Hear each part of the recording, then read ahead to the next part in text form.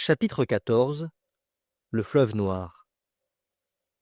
La portion du globe terrestre occupée par les eaux est évaluée à 3 832 558 myriamètres carrés, soit plus de 38 millions d'hectares. Cette masse liquide comprend 2 250 millions de miles cubes et formerait une sphère d'un diamètre de 60 lieues dont le poids serait de 3 quintillions de tonneaux. Et pour comprendre ce nombre, il faut se dire que le quintillon est au milliard ce que le milliard est à l'unité, c'est-à-dire qu'il y a autant de milliards dans un quintillion que d'unités dans un milliard. Or, cette masse liquide, c'est à peu près la quantité d'eau que verseraient tous les fleuves de la Terre pendant 40 000 ans. Durant les époques géologiques, à la période du feu succéda la période de l'eau.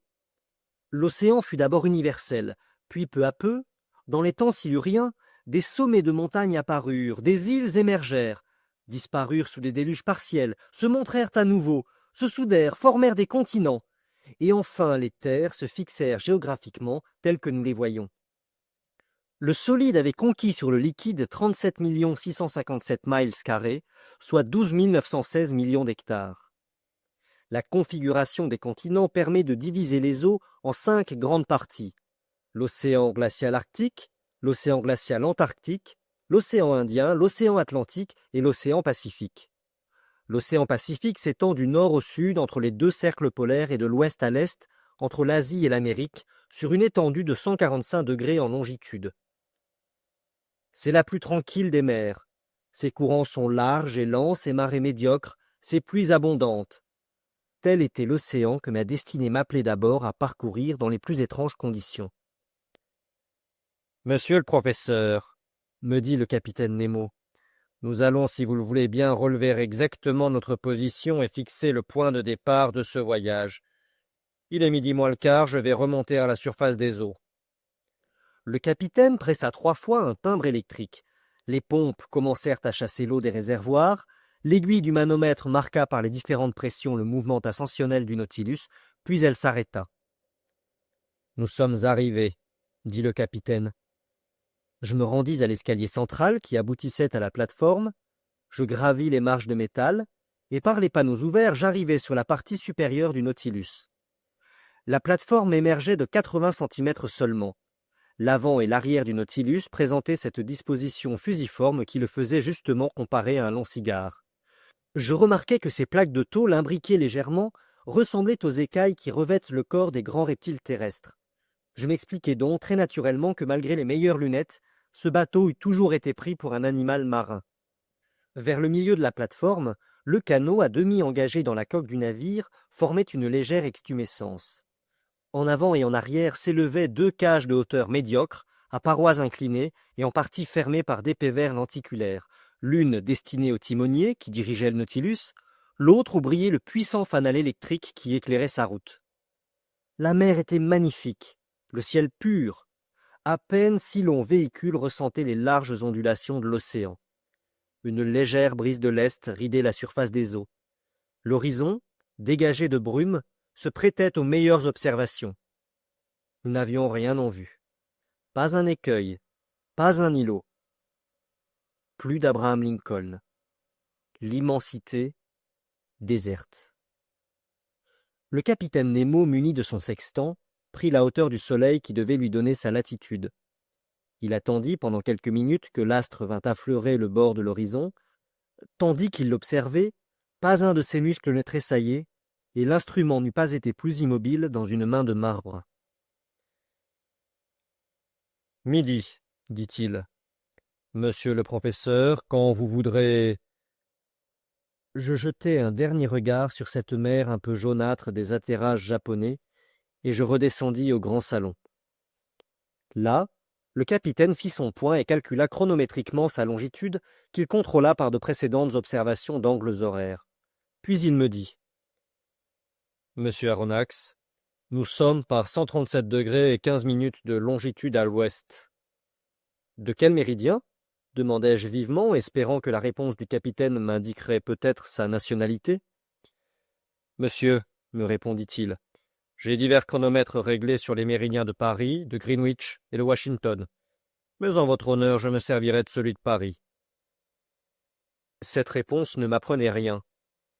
Je m'inclinai et le commandant reprit. 37 degrés 15 minutes de longitude à l'ouest du méridien de Paris et par 30 degrés et 7 minutes de latitude nord, c'est-à-dire à 300 milles environ des côtes du Japon. C'est aujourd'hui 8 novembre à midi que commence notre voyage d'exploration sous les eaux. Dieu nous garde, répondis-je. Et maintenant, monsieur le professeur, ajouta le capitaine, je vous laisse à vos études. J'ai donné la route à l'est-nord-est par 50 mètres de profondeur. Voici des cartes à grands points où vous pourrez la suivre. Le salon est à votre disposition et je vous demande la permission de me retirer. Le capitaine Nemo me salua. Je restai seul, absorbé dans mes pensées. Toutes se portaient sur ce commandant du Nautilus. Saurais-je jamais à quelle nation appartenait cet homme étrange qui se vantait de n'appartenir à aucune? Cette haine qu'il avait vouée à l'humanité, cette haine qui cherchait peut-être des vengeances terribles, qui l'avait provoquée? Était-il un de ces savants méconnus, un de ces génies auxquels on a fait du chagrin, suivant l'expression de Conseil, un Galilée moderne? Ou bien un de ces hommes de science comme l'Américain Maury dont la carrière a été brisée par des révolutions politiques? Je ne pouvais encore le dire. Moi que le hasard venait de jeter à son bord, moi dont il tenait la vie entre les mains, il m'accueillait froidement, mais hospitalièrement. Seulement, il n'avait jamais pris la main que je lui tendais, il ne m'avait jamais tendu la sienne. 1 heure entière, je demeurai plongé dans ces réflexions, cherchant à percer ce mystère si intéressant pour moi. Puis mes regards se fixèrent sur le vaste planisphère étalé sur la table, et je plaçai le doigt sur le point même où se croisaient la longitude et la latitude observées. La mer a ses fleuves, comme les continents. Ce sont des courants spéciaux, reconnaissables à leur température, à leur couleur, et dont le plus remarquable est connu sous le nom de courant du Gulf Stream. La science a déterminé sur le globe la direction de 5 courants principaux, un dans l'Atlantique Nord, un second dans l'Atlantique Sud, un troisième dans le Pacifique Nord, un quatrième dans le Pacifique Sud, et un cinquième dans l'océan Indien Sud. Il est même probable qu'un 6e courant existait autrefois dans l'océan Indien Nord lorsque les mers Caspienne et d'Aral, réunies au grand lac de l'Asie, ne formaient qu'une seule et même étendue d'eau. Or, au point indiqué sur le planisphère, se déroulait l'un de ces courants, le Kuroskivo des Japonais, le fleuve noir, qui sortit du golfe du Bengale où le chauffent les rayons perpendiculaires du soleil des tropiques, traverse le détroit de Malacca, prolonge la côte d'Asie, s'arrondit dans le Pacifique Nord jusqu'aux îles Aléoutiennes, charriant des troncs de camphriers et autres produits indigènes, et tranchant par le pur indigo de ses eaux chaudes avec les flots de l'océan. C'est ce courant que le Nautilus allait parcourir. Je le suivais du regard, je le voyais se perdre dans l'immensité du Pacifique, et je me sentais entraîné avec lui, quand Ned Land et Conseil apparurent à la porte du salon. Mes 2 braves compagnons restèrent pétrifiés à la vue des merveilles entassées devant leurs yeux. « Où sommes-nous? Où sommes-nous » s'écria le Canadien. « Au Muséum de Québec ?»« S'il plaît à monsieur, » répliqua Conseil, « ce serait plutôt à l'hôtel du Sommerard. »« Mes amis, » répondis-je en leur faisant signe d'entrer, « vous n'êtes ni au Canada ni en France, mais bien à bord du Nautilus, et à 50 mètres au-dessous du niveau de la mer. »« Il faut croire monsieur, puisque monsieur l'affirme, » répliqua Conseil, « mais franchement, ce salon est fait pour étonner même un flamand comme moi. »« Étonne-toi, mon ami, et regarde, car pour un classificateur de ta force, il y a quoi travailler ici. » Je n'avais pas besoin d'encourager Conseil. Le brave garçon penché sur les vitrines murmurait déjà des mots de la langue des naturalistes. Classe des gastéropodes, famille des buccinoïdes, genre des porcelaines, espèce des Cyproea madagascariensis, etc. Pendant ce temps, Ned Land, assez peu conchyliologue, m'interrogeait sur mon entrevue avec le capitaine Nemo. Avais-je découvert qui il était, d'où il venait, où il allait, vers quelle profondeur il nous entraînait? Enfin, 1000 questions auxquelles je n'avais pas le temps de répondre. Je lui appris tout ce que je savais, ou plutôt tout ce que je ne savais pas, et je lui demandai ce qu'il avait entendu ou vu de son côté. « Rien vu, rien entendu, » répondit le Canadien. Je n'ai pas même aperçu l'équipage de ce bateau. Est-ce que par hasard il serait électrique aussi, lui? Électrique? Par ma foi, on serait tenté de le croire. Mais vous, monsieur Aronnax, demanda Ned Land, qui avait toujours son idée. Vous ne pouvez me dire combien d'hommes il y a à bord? 10, 20, 50, 100? Je ne saurais vous répondre, maître Land. D'ailleurs, croyez-moi, abandonnez pour le moment cette idée de vous emparer du Nautilus ou de le fuir. Ce bateau est un chef-d'œuvre de l'industrie moderne, et je regretterais de ne pas l'avoir vu. Bien des gens accepteraient la situation qui nous est faite, ne fût-ce que pour se promener à travers ces merveilles. Ainsi, tenez-vous tranquille, et tâchons de voir ce qui se passe autour de nous. Voir, s'écria le harponneur. Mais on ne voit rien. On ne verra rien de cette prison de tôle. Nous marchons, nous naviguons en aveugles. Ned Land prononçait ces derniers mots quand l'obscurité se fit subitement, mais une obscurité absolue. Le plafond lumineux s'éteignit, et si rapidement que mes yeux en éprouvèrent une impression douloureuse, analogue à celle que produit le passage contraire des profondes ténèbres à la plus éclatante lumière. Nous étions restés muets, ne remuant pas, ne sachant quelle surprise, agréable ou désagréable, nous attendait. Mais un glissement se fit entendre. On eût dit que des panneaux se manœuvraient sur les flancs du Nautilus. « C'est la fin de la fin, » dit Ned Land. « Ordre des hydroméduses, » murmura Conseil. Soudain, le jour se fit de chaque côté du salon. À travers deux ouvertures oblongues, les masses liquides apparurent vivement éclairées par les effluences électriques. Deux plaques de cristal nous séparaient de la mer. Je frémis d'abord à la pensée que cette fragile paroi pouvait se briser, mais de fortes armatures de cuivre la maintenaient et lui donnaient une résistance presque infinie. La mer était distinctement visible dans un rayon d'1 mille au-dessous du Nautilus. Quel spectacle! Quelle plume le pourrait décrire? Qui saurait peindre les effets de la lumière à travers ces nappes transparentes et la douceur de ces dégradations successives jusqu'aux couches inférieures et supérieures de l'océan? On connaît la diaphanéité de la mer. On sait que sa limpidité l'emporte sur celle de l'eau de roche. Les substances minérales et organiques qu'elle tient en suspension accroissent même sa transparence. Dans certaines parties de l'océan, aux Antilles, 145 mètres d'eau laissent apercevoir le lit de sable avec une surprenante netteté, et la force de pénétration des rayons solaires ne paraît s'arrêter qu'à une profondeur de 300 mètres. Mais dans ce milieu fluide que parcourait le Nautilus, l'éclat électrique se produisait au sein même des ondes. Ce n'était plus de l'eau lumineuse, mais de la lumière liquide.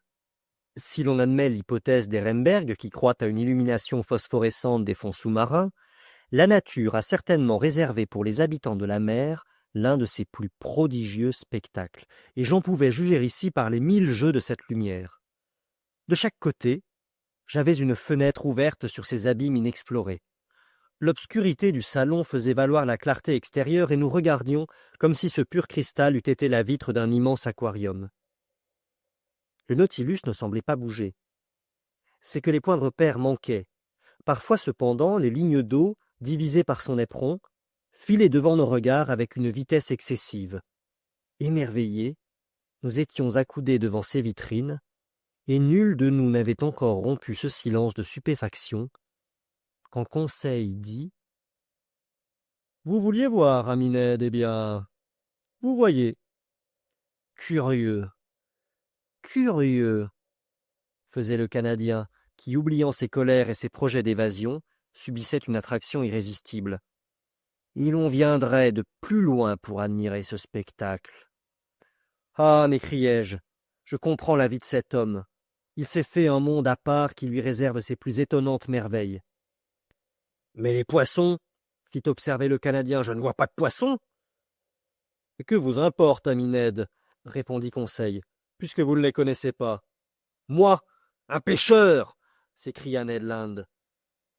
Et sur ce sujet, une discussion s'éleva entre les deux amis, car ils connaissaient les poissons, mais chacun d'une façon différente. Tout le monde sait que les poissons forment la 4e et dernière classe de l'embranchement des vertébrés. On les a très justement définis, des vertébrés à circulation double et à sang froid, respirant par des branchies et destinés à vivre dans l'eau. Il compose deux séries distinctes, la série des poissons osseux, c'est-à-dire ceux dont l'épine dorsale est faite de vertèbres osseuses, et les poissons cartilagineux, c'est-à-dire ceux dont l'épine dorsale est faite de vertèbres cartilagineuses. Le Canadien connaissait peut-être cette distinction, mais Conseil en savait bien davantage, et maintenant lié d'amitié avec Ned, il ne pouvait admettre qu'il fût moins instruit que lui. Aussi lui dit-il. « Ami Ned, vous êtes un tueur de poissons, un très habile pêcheur. Vous avez pris un grand nombre de ces intéressants animaux. Mais je gagerais que vous ne savez pas comment on les classe. »« Si, répondit sérieusement le harponneur, on les classe en poissons qui se mangent et en poissons qui ne se mangent pas. »« Voilà une distinction de gourmand, répondit Conseil. Mais dites-moi si vous connaissez la différence qui existe entre les poissons osseux et les poissons cartilagineux. »« Peut-être bien, Conseil. »« Et la subdivision de ces deux grandes classes ? » ?»« Je ne m'en doute pas, répondit le Canadien. Eh bien, ami Ned, écoutez et retenez. Les poissons osseux se subdivisent en 6 ordres. Primo, les acanthoptérygiens, dont la mâchoire supérieure est complète mobile et dont les branchies affectent la forme d'un peigne. Cet ordre comprend 15 familles, c'est-à-dire les 3/4 des poissons connus. Type, la perche commune. Assez bonne à manger, répondit Ned. Secondo, reprit Conseil, les abdominaux, qui ont les nageoires ventrales suspendues sous l'abdomen et en arrière des pectorales, sans être attachés aux os de l'épaule. Ordre qui se divise en 5 familles et qui comprend la plus grande partie des poissons d'eau douce. Type, la carpe, le brochet. Bah, fit le Canadien avec un certain mépris, des poissons d'eau douce. Tertio, dit Conseil, les subbrachiens, dont les ventrales sont attachées sous les pectorales et immédiatement suspendues aux os de l'épaule. Cet ordre contient 4 familles, type, limande, turbo, barbu, sol, etc. Excellent, excellent, s'écriait le harponneur, qui ne voulait considérer les poissons qu'au point de vue comestible. Quarto, reprit Conseil sans se démonter, les apodes, au corps allongé, dépourvus de nageoires ventrales, et revêtus d'une peau épaisse et souvent gluante, ordre qui ne comprend qu'une famille, type, l'anguille, le gymnote. Médiocre, médiocre, répondit Ned Land. Quinto, dit Conseil, les lophobranches, qui ont les mâchoires complètes et libres, mais dont les branchies sont formées de petites houppes disposées par paires le long des arcs branchiaux. Cet ordre ne compte qu'une famille, type, les hippocampes, les pégases dragons. Mauvais, mauvais, répliqua le harponneur. Sexto, enfin, dit Conseil, les plectoniates, dont l'os maxillaire est attaché fixement sur le côté de l'intermaxillaire qui forme la mâchoire, et dont l'arcade palatine s'engraine par suture avec le crâne, ce qui le rend immobile. Ordre qui manque de vraies ventrales et qui se compose de 2 familles. Type, les tétrodons, les poissons-lunes. Bon à déshonorer une chaudière, s'écria le Canadien. Avez-vous compris, ami Ned? Demanda le savant Conseil. Pas le moins du monde, ami Conseil, répondit le harponneur. Mais allez toujours, car vous êtes très intéressant. Quant aux poissons cartilagineux, reprit imperturbablement Conseil, ils ne comprennent que 3 ordres. Tant mieux, fit Ned. Primo, les cyclostomes, dont les mâchoires sont soudées en un anneau mobile et dont les branchies s'ouvrent par des trous nombreux. Ordre ne comprenant qu'une seule famille, type, la lamproie. Faut l'aimer, répondit Ned Land. Secondo, les sélaciens, avec branchies semblables à celles des cyclostomes, mais dont la mâchoire inférieure est mobile. Cet ordre, qui est le plus important de la classe, comprend 2 familles. Type, la raie et les squales. Quoi? S'écria Ned. Des raies et des requins dans le même ordre? Eh bien, ami Conseil, dans l'intérêt des raies, je ne vous conseille pas de les mettre ensemble dans le même bocal. Tertio, répondit Conseil, les sturioniens, dont les branchies sont ouvertes, comme à l'ordinaire, par une seule fente garnie d'un opercule. Ordre qui comprend 4 genres, type les sturgeons. Ah, ami Conseil, vous avez gardé le meilleur pour la fin, à mon avis du moins. Et c'est tout? Oui, mon brave Ned, répondit Conseil. Et remarquez que quand on sait cela, on ne sait rien encore, car les familles se subdivisent en genres, en sous-genres, en espèces, en variétés. Eh bien, ami Conseil, nommez-les donc, disait Ned Land. Moi, répondit Conseil, je n'en suis pas capable, cela regarde mon maître. Et en effet, le digne garçon classificateur enragé n'était point un naturaliste, et je ne sais pas s'il aurait distingué un thon d'une bonite. En un mot, le contraire du Canadien, qui nommait tous ses poissons sans hésiter. Un baliste, avais-je dit. Et un baliste chinois, répondait Ned Land. Genre des balistes, famille des sclérodermes, ordre des plectoniates, murmurait Conseil. Décidément, à eux deux, Ned et Conseil auraient fait un naturaliste distingué. Le Canadien ne s'était pas trompé. Une troupe de balistes à corps comprimé, à peau grenue, armés d'un aiguillon sur leur dorsale, se jouaient autour du Nautilus et agitaient les 4 rangées de piquants qui hérissent chaque côté de leur queue. Rien de plus admirable que leur enveloppe, grise par-dessus, blanche par-dessous, dont les taches d'or scintillaient dans le sombre remous des lames.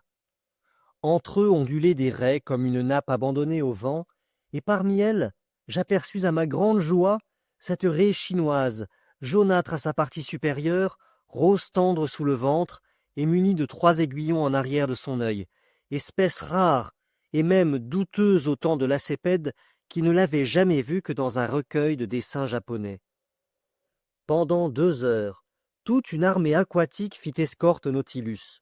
Au milieu de leur jeu, de leurs bonds, tandis qu'ils rivalisaient de beauté, d'éclat et de vitesse, je distinguais le labre vert, le mule barberin, marqué d'une double raie noire, le gobi éléotre, à caudale arrondie, blanc de couleur et tacheté de violet sur le dos, le scombre japonais, admirable maquereau de ces mers au corps bleu et à la tête argentée, de brillants azuros dont le nom seul emporte toute description, des spares rayés, aux nageoires variées de bleu et de jaune, des spares fasqués, relevés d'une bande noire sur leur caudale, des spares onéphores élégamment corsetés dans leurs 6 ceintures, des holostones, véritables bouches en flûte ou bécasses de mer dont quelques échantillons atteignaient une longueur de 1 mètre, des salamandres du Japon, des murènes échidnés, longs serpents de 6 pieds aux yeux vifs et petits, et à la vaste bouche hérissée de dents, etc. Notre admiration se maintenait toujours au plus haut point, nos interjections ne tarissaient pas. Ned nommait les poissons, Conseil les classait. Moi, je m'extasiais devant la vivacité de leur allure et la beauté de leur forme. Jamais il ne m'avait été donné de surprendre ces animaux vivants et libres dans leur élément naturel. Je ne citerai pas toutes les variétés qui passèrent ainsi devant nos yeux éblouis, toute cette collection des mers du Japon et de la Chine. Ces poissons accouraient, plus nombreux que les oiseaux dans l'air, attirés sans doute par l'éclatant foyer de lumière électrique. Subitement, le jour se fit dans le salon. Les panneaux de tôle se refermèrent, l'enchanteresse vision disparut. Mais longtemps, je rêvais encore, jusqu'au moment où mes regards se fixèrent sur les instruments suspendus aux parois. La boussole montrait toujours la direction au nord-nord-est, le manomètre indiquait une pression de 5 atmosphères, correspondant à une profondeur de 50 mètres, et le loch électrique donnait une marche de 15 000 à l'heure. J'attendais le capitaine Nemo, mais il ne parut pas. L'horloge marquait 5 heures. Ned Land et Conseil retournèrent à leur cabine. Moi, je regagnai ma chambre. Mon dîner s'est trouvé préparé. Il se composait d'une soupe à la tortue faite des carrés les plus délicats, d'un surmulet à chair blanche un peu feuilleté, dont le foie préparé à part fit un manger délicieux, et de filets de cette viande de l'Holocant empereur, dont la saveur me parut supérieure à celle du saumon. Je passai la soirée à lire, à écrire, à penser, puis le sommeil me gagnant, je m'étendis sur ma couche de zoostère, et je m'endormis profondément, pendant que le Nautilus se glissait à travers le rapide courant du fleuve Noir.